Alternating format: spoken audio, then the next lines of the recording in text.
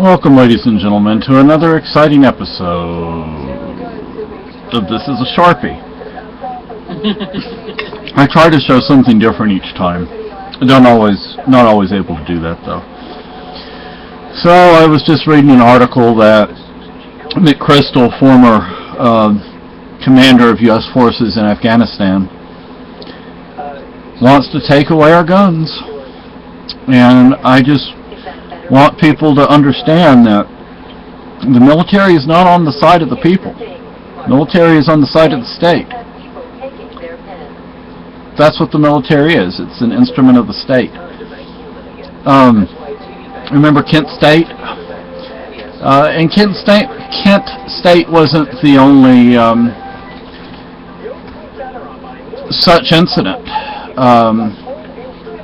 What's really bad about Kent State, it was kids their own age attacking. Yeah. Kent State, Jackson State University. There was, University of New Mexico, I believe. University of New Mexico. And let's see, what unit was that?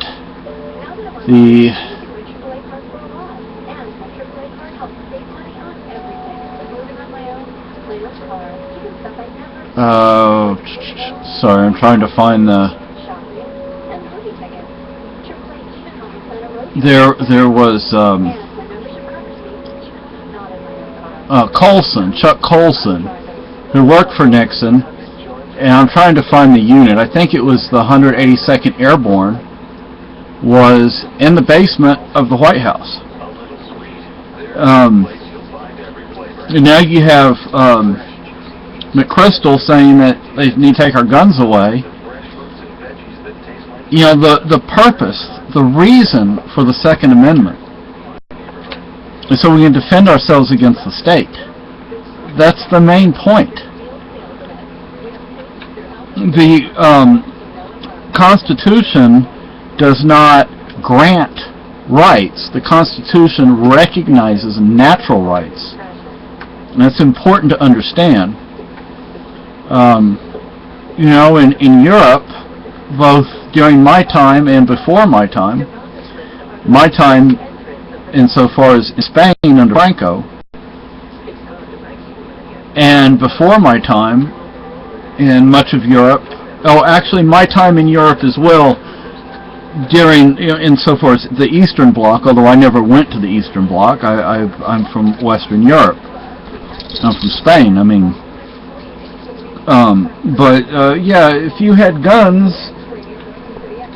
but the people say, well, the people should not have had a right to defend themselves against the communist or the fascist. Well, we see what happened in Germany, although a lot of people get it wrong. Hitler did not outlaw the guns. It was the Weimar Republic that actually did all the gun outlawing and registrations. Hitler and the Nazis just continued it. And remember, fascism is a form of socialism. And I don't know if you've ever heard what Bernard Shaw said. He wanted to kill people. He just said, well, we'll do it kindly. But, look at Mao, look at Stalin. Gosh, people, come on. This is the line. The line has been drawn. Okay?